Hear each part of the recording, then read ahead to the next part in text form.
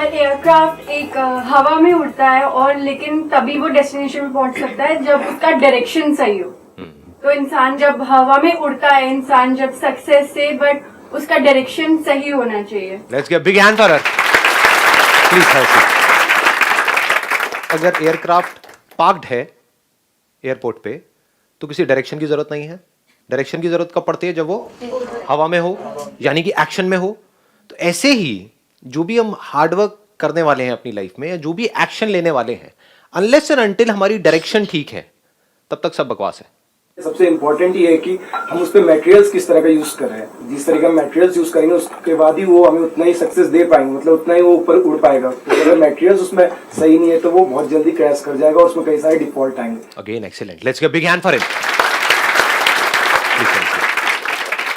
यानी कि एयरक्राफ्ट को अगर हम देखें अपनी बॉडी की तरह, तो अनलेस एंड अनटिल जो एयरक्राफ्ट का मटेरियल है वो सही नहीं है तो एयरक्राफ्ट क्रैश कर जाएगा। सपोज पेपर का आपने एयरक्राफ्ट बना दिया, उसको उड़ाने की कोशिश करो तो ज्यादा दूर तक नहीं जा पाएगा, जाएगा भी तो क्रैश कर जाएगा। बारिश आई तो पता नहीं कहाँ गया वो पेपर का एयरक्राफ्ट। हमारे लिए क्या है मटेरियल? अगर देखा जाए तो अगर हम एयरक्राफ्ट हैं तो सबसे इंपॉर्टेंट जिसको हम हमेशा इग्नोर करते हैं हेल्थ, हमारी जो बॉडी है, लेकिन इसको हम भूल जाते हैं। आप में से कितने हैं जो अपनी बॉडी के ऊपर बहुत अच्छे तरीके से काम कर रहे हैं डेली? अगर हमने अपनी बॉडी को ठीक नहीं किया तो जितना मर्जी आप बड़ा गोल सेट कर लो, अगर वो गोल अचीव कर भी लिया तो that's not going to be worthwhile. मजा ही नहीं आ रहा होगा उस टाइम पे। आप कहोगे यार चक्कर क्या है, मैंने सब कुछ तो अचीव कर लिया, मजा नहीं आ रहा लाइफ में, क्योंकि एनर्जी नहीं होगी अंदर से। ये एनर्जी कैसे मिलती है? न्यूट्रिशन। हाँ, वन इज न्यूट्रिशन, एब्सोल्युटली।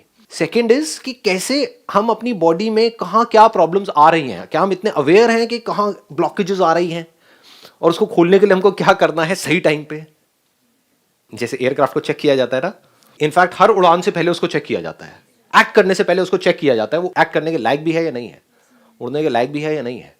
ऐसे ही हमें अपनी बॉडी को रेगुलरली चेक करना है कि क्या मेरे जो एनर्जी लेवल्स हैं, जो भी बॉडी में मेरी एनर्जी है वो गिर रही है या बढ़ रही है, जो भी मैं कर रहा हूँ उसकी वजह से। तो अगर हमको इतना समझ होगा, इतनी अवेयरनेस होगी, तो जिसकी वजह से गिर रही होगी उसको हम छोड़ते चले जाएंगे, जिस तरह से बढ़ रही होगी उसको हम ऐड करते चले जाएंगे। हो सकता है जिस तरह से बढ़ रही है एनर्जी उसमें दर्द हो रहा है।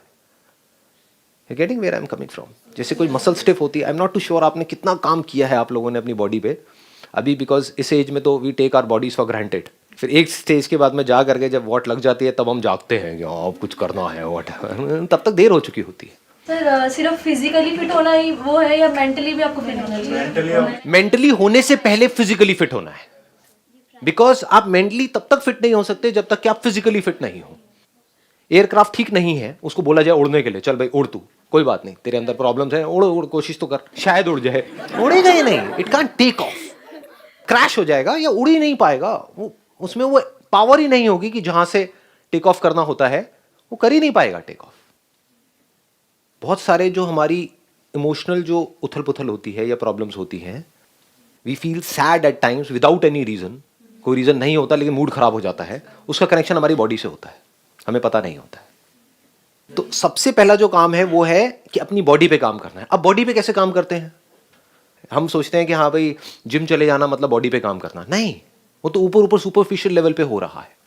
या फिर योगा करना मतलब बॉडी पे काम करना, नहीं, वो सुपरफिशियल लेवल पे हो रहा है। One is nutrition, second is कि जो भी आप कर रहे हैं अपनी होल्डिंग कैपेसिटी बढ़ाओ। ये एक बड़ा इंटरेस्टिंग पॉइंट आपको बता रहा हूं कि अगर आप कुछ करते हो योगा में, आपके किसी पार्ट में प्रॉब्लम है, मानो बैक में यहां पे प्रॉब्लम है, तो हो सकता है आपके नेक में पेन हो रहा हो या लोअर बैक में हो रहा हो, आप किसी डॉक्टर के पास जाओ, वो आपकी नेक पे थोड़ा सा फिजियोथेरेपिस्ट कुछ करे और वो ठीक हो जाए 3-4 दिन में, और आपको मैं तो ठीक हो गया, ऐसा नहीं होता है। There is a strong possibility कि जहां पे आपके पेन हो रहा है वहां पे कोई प्रॉब्लम ही नहीं है, प्रॉब्लम कहीं और होती है। कोई और आपकी मसल है जो स्टिफ है, तो उसके स्टिफ होने की वजह से सारा जो लोड आ रहा है वो आ रहा है आपकी अपर मसल के ऊपर और लोअर मसल के ऊपर, उस वजह से उसको एक्स्ट्रा काम करना पड़ रहा है, उस वजह से वहां पे पेन हो रहा है। और आप जो मेन एरिया है वहां तक तो आप देख ही नहीं रहे हो, ना कोई डॉक्टर देख रहा है, तो वहां तक स्ट्रेच को पहुंचाने के लिए you need to hold on to that particular stretch for at least a minute. हम क्या करते हैं, योगा किया, क्या समझते हैं हम योगा का मतलब? फटाफट फटाफट एक आसन किया, हाँ भाई 5-10 सेकंड के लिए होल्ड किया, फिर अगले पे आ गए, फिर अगले पे आ गए, फिर अगले पे आ गए। You need to hold on to it, तब जा करके धीरे धीरे आप देखोगे उस पार्ट में सेंसेशन होनी शुरू होगी जो एक्चुअल में स्टिफ है, जिस पे एक्चुअल में काम करना है। फिर जब वहां पे दर्द होगा तो again you need to hold on to it and understand कि गुड पेन क्या है और बैड पेन क्या है. Do you want me to touch these things? या कुछ है इंटरेस्टिंग लग रहा है? बहुत इंपॉर्टेंट है ये, बिकॉज आज जो हमारा लाइफस्टाइल है ना, उसमें इससे इंपॉर्टेंट इन्फॉर्मेशन कुछ नहीं है, ये जो मैं अभी आप लोगों के साथ में शेयर कर रहा हूँ. और ये कहीं से पढ़ के नहीं बोल रहा हूँ, अपनी बॉडी को बड़े बारीकी से ऑब्जर्व करके आपको बता रहा हूँ ये सारी बातें. अगर इसकी डेप्थ को आप देख पाओ तो. इसका एक बड़ा इंटरेस्टिंग आपको बात बताता हूँ, हम क्या करते हैं और क्या करना चाहिए. देखो, एयरक्राफ्ट चाहे ठीक हो या खराब हो, उसकी चेकिंग रेगुलर होती है. ये नहीं कि वो बाहर से ठीक दिख रहा है तो ठीक ही है ना, अभी तो आया है तो ठीक ही होगा ना. समझ गए ना? अभी कोई प्रॉब्लम तो दिख नहीं रही है तो ठीक ही होगा ना, कोई सिग्नल तो नहीं आ रहा है इसका मतलब ठीक ही होगा ना. नहीं, फिर भी उसको रेगुलरली चेक किया जाता है. मतलब क्या है कि आपकी बॉडी अगर अभी ठीक भी है, then also you need to do some stretching, some strengthening, क्योंकि आने वाले टाइम में जो आपकी लाइफस्टाइल है या आज भी जो आपकी लाइफस्टाइल है, ज्यादा टाइम नहीं लगेगा वॉट लगने में. 5-10 साल के अंदर अंदर आप देखोगे, क्या अभी हो ही गया होगा इनफैक्ट, क्योंकि मेरे बहुत सारे फ्रेंड्स हैं जो फिजियोथेरेपिस्ट हैं, ये हैं वो बता रहे हैं अब उल्टा हो गया है. पहले तो उनके पास में सारे बुढ़े बुढ़िया आते थे, अब सारे यंग आते हैं. कहते हैं यार बढ़िया हो गया हमारा प्रोफेशन. तो बहुत यंग एज में ही लोगों को प्रॉब्लम्स हो रही है, और आई एम 100% श्योर आप में से भी बहुत सारों को हो रही होगी. कभी नेक में पेन, बैक में पेन. ये क्या लॉजिक है? इस एज में 20-22 साल की एज में पेन कैसे आ रहा है? इसका मतलब हम कहीं ना कहीं कुछ ना कुछ गलत कर रहे हैं. तो अभी अगर पेन आ रहा है तो समझ जाओ कि ये सिग्नल्स हैं. अगर इसको अभी हमने कैच नहीं किया तो इतनी देर हो सकती है कि आपको पता भी नहीं लगेगा, एकदम से इतनी ज़्यादा स्टिफनेस बढ़ी, स्लिप डिस्क हुई, बैठे रहो. अब सोच रहे होगे कि ये क्या हो गया. यही हुआ था, 1-2 साल से पेन थी, इग्नोर करती रही, और एक दिन बस नॉर्मल बैठी हुई थी ऐसे, और उसके बाद उठा ही नहीं गया था, और फिर 2-3 महीने लगे थे रिकवरी के लिए. बी ऑन इट, मतलब ऐसे. अगर हमने उसको कैच कर लिया होता पहले ही, या अभी भी अगर हम इसको पकड़ लें, इस बात को अभी भी समझ जाएं, मेरी जो बात है, तो आने वाली जो आपकी लाइफ है वो बढ़िया हो सकती है. अगर अभी भी हम ना सीखें अपनी इस गलती से तो फंसते चले जाएंगे, प्रॉब्लम बढ़ती चली जाएगी. और बॉडी क्या है, पूरी इंटरकनेक्टेड है. आप ये नहीं कह सकते कि एक एयरक्राफ्ट है उसमें एक पार्ट ही तो खराब है, उससे क्या फर्क पड़ता है. वो पार्ट सारे और पार्ट से कनेक्टेड है. बॉडी में एक पार्ट भी अगर आपका खराब है तो समझ जाओ बाकी सारे पार्ट्स उससे इंटरकनेक्टेड हैं. धीरे धीरे सब पे असर आने लग जाएगा. सो अब इसका तरीका क्या है? डू वी अंडरस्टैंड कि कैसे काम किया जाता है? देखो, जब भी हम काम करते हैं अपनी बॉडी पे, या तो करते हैं इमीडिएट रिजल्ट के लिए, यानी कि फटाफट से हमको अच्छा फील होने लग जाए तो हम खुश होने लग जाते हैं. अगले दिन करते हैं, इतना अच्छा फील नहीं होता, फिर हम उसको करना छोड़ देते हैं. तो आपको कुछ बेसिक सी बातें बताऊंगा. Do you want to know that या नहीं? आगे बढ़ो. हाँ ठीक है. देखो, बड़ी मजेदार बात बताता हूं. कोई भी आप एक्सरसाइज करोगे ना, तो उसका जो असर आएगा आपके ऊपर, पहले तो ये समझ लो कि एक गुड पेन होता है, एक बैड पेन होता है. गुड पेन मतलब क्या, कि आपने स्ट्रेच किया, अभी एक पार्ट में पेन आ रहा है, जैसे ही आपने वो स्ट्रेच करना बंद किया वो पेन आना बंद हो गया. This is good pain. एक है आपने कुछ उल्टा सीधा स्ट्रेच कर दिया और उसके बाद भी वो पेन बढ़ता जा रहा है, दैट इज बैड पेन. तो you need to understand the difference between good pain and bad pain. अब इसमें एक और मजेदार बात आपको बताता हूं कि हमारी जो बॉडीज है वो हर मोमेंट में चेंज हो रही है, डेली चेंज हो रही है.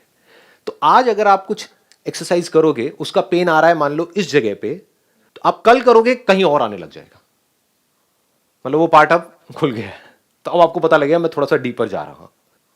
अगर आप डेली एक एक्सरसाइज कर रहे हो, डेली वहीं पे पेन आ रहा है जहां पर 1 साल पहले आ रहा था, इसका मतलब आप नेक्स्ट लेवल पे गए ही नहीं हो, आप वहीं घूम रहे हो गोल गोल गोल गोल. जैसे खच्चर होता है ना, गोल गोल गोल गोल घूमता है ना, उसको बांध दिया जाता है, बस वहीं घूमता रहता है. उसको लगता है कि मैं कुछ कर रहा हूं, कुछ नहीं कर रहा, वो वहीं है जहां पर 10 साल पहले था, वहीं गोल गोल गोल गोल घूम रहा है. तो पेन मस्ट शिफ्ट, आप समझ गए, वो शिफ्ट होना चाहिए. वहां से हटके वहां पे पेन होना बंद हो गया और नीचे कहीं पे आया, फिर कहीं और आया, फिर कहीं और.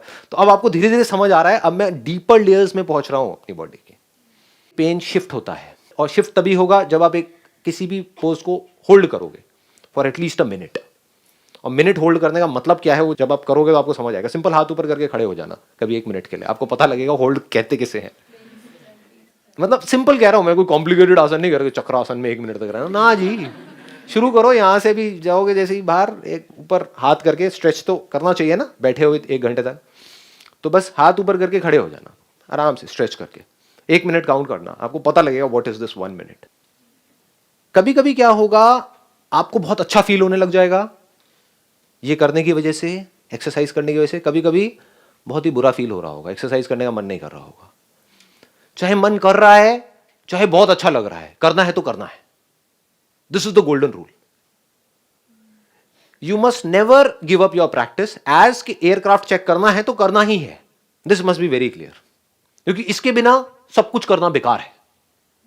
अगर आप ये नहीं कर रहे, यानी कि डेली अपनी बॉडी के ऊपर कम से कम 1 घंटा काम नहीं कर रहे, आप कुछ भी कर लो, आप महाबेवकूफ हो. Take my word for it. आप एक बहुत बड़े आईटी इंजीनियर बन गए हो और अपने बैठे हुए हो, बेवकूफ हो, क्योंकि आपको पता ही नहीं लगेगा कहां आपकी लाइफ आपके हाथ से निकलेगी. ऐसे बंदों की हालत क्या होती है आने वाले टाइम में? पैसा तो आ जाता है, लेकिन ना उनकी बॉडी उनके हाथ में होती है, ना माइंड उनके हाथ में होता है, ना इमोशंस, ना रिलेशनशिप, सब की धज्जियां उड़ जाती है धीरे धीरे. ये सब इंटरकनेक्टेड है. याद रखना, आपकी बॉडी में कहीं पर पेन आने का मतलब कि वो सिर्फ बॉडी तक नहीं रहेगा, आपके इमोशंस पे भी आएगा, आपके रिलेशंस पे भी आएगा, आपके करियर पे भी आएगा, सब जगह जुड़ा पड़ा है.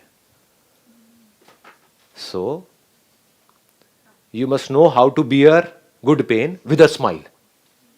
नॉर्मली जब पेन हो रहा होता है, जैसे कहीं कोई स्ट्रेच करेगा आपको, या आप खुद भी अपने आप को स्ट्रेच करोगे, पेन होगा तो ऐसे करेंगे, क्या जोर लगा रहे हैं. कभी कभी देखना अपनी शक्ल शीशे में, देखना कितना भी पेन हो रहा हो, if it is good pain, if you know what good pain is, चेहरे पे एक स्माइल होनी चाहिए. आने दो कितना आ रहा है, let it come. Sir but yoga में तो पेन को भी रिलैक्सेशन के साथ फील करना होता है ना. वही, that is what I am saying, इसीलिए मैंने स्माइल बोल दिया यहाँ सर पे. वो वाली फेस नहीं बना सकते योगा. वॉली फेस नहीं बना सकते, लेकिन वॉली फेस बनती है, राइट? हाँ, जैसे ही होल्ड करना पड़ता है 1 मिनट तक, तो अलग अलग तरह के फेसेस बनते हैं, हमारी हालत खराब होती है. अगर वैसे फेसेस बना करके आप कर रहे हो तो दैट मीन्स कि अब आप ज्यादा देर तक नहीं कर पाओगे. You must smile and do it. कुछ भी हो रहा है, ठीक है जी. Pain is not important, pleasure is not important. At times you will get lot of pleasure from it. इतना प्लेजर मिलेगा जितना आप सोच भी नहीं सकते. अभी आपको पता नहीं है इसकी डेप्थ क्या है, कि once you start working on your body, और एक बार आपकी बॉडी फिट होती चली जाती है, तो क्या होता है, एनर्जी जो है वो पूरा प्रॉपर्ली फ्लो कर रही होती है. ऐसी एनर्जी होगी कि आप कहोगे कि हो क्या रहा है. सुबह उठोगे एकदम एनर्जी से भरे हुए हो, पूरे दिन एनर्जी से भरे हुए हो, मतलब कुछ कमाल की ही एक अंदर एक फीलिंग हो रही है. तो इस फीलिंग की वजह से खुश नहीं होना है. समझ गए? खुश नहीं होना है, फंस जाओगे बुरे तरीके से. क्योंकि इस फीलिंग से अगर आप खुश हुए तो हो सकता है अगले दिन ये फीलिंग ना हो, फिर आप उसको करना छोड़ दोगे. तो चाहे कैसी भी फीलिंग हो रही है, अगर आप इस तरह से चले जिस तरह से मैं बात कर रहा हूं, तो 2-3 साल में क्या होगा कि आपने अच्छी फीलिंग्स को भी छोड़ते गए, बुरी को भी छोड़ते चले गए, अपनी प्रैक्टिस पे फोकस किया, सिर्फ और सिर्फ प्रैक्टिस. तो धीरे धीरे क्या होगा, स्ट्रेच डीपर होता चला जाएगा, मसल्स अंदर से स्ट्रांग होती चली जाएंगी, एनर्जी बढ़ती चली जाएगी, और तब भी आप एनर्जी को नहीं पकड़ोगे, अपनी प्रैक्टिस पे फोकस करोगे, तो आपकी बॉडी कमाल की बनती चली जाएगी. बट ये आपका गोल नहीं है. आपका गोल क्या है? अंडरस्टैंडिंग, जिससे कि फटाफट से इस अच्छी फीलिंग को छोड़ करके, जो मुझे अपनी बॉडी को फिट करके मिल रही है, इस सारी एनर्जी को लगा दिया जाए अपने माइंड पे काम करने में. Move on to the next level. Why be on this level? क्योंकि बॉडी अगर फिट करना आपका गोल है, तो आप में और जानवरों में क्या फर्क है? तो आपका एंड गोल वो है जहां पे जानवर अभी है, which is the beginning of animal life, यानी कि फिटनेस. जानवर सारे फिट हैं, उनको किसी योगा की जरूरत नहीं है.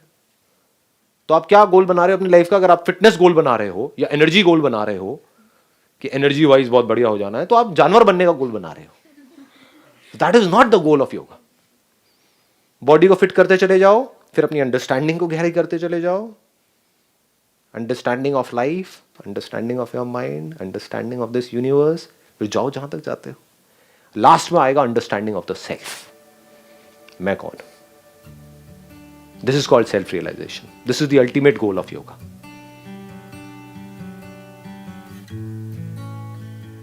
If you're absolutely clear about कि मैं क्या हूं, वहां पर क्या होता है? Absolute peace of mind. That is the highest goal of life. That is the highest goal of human life.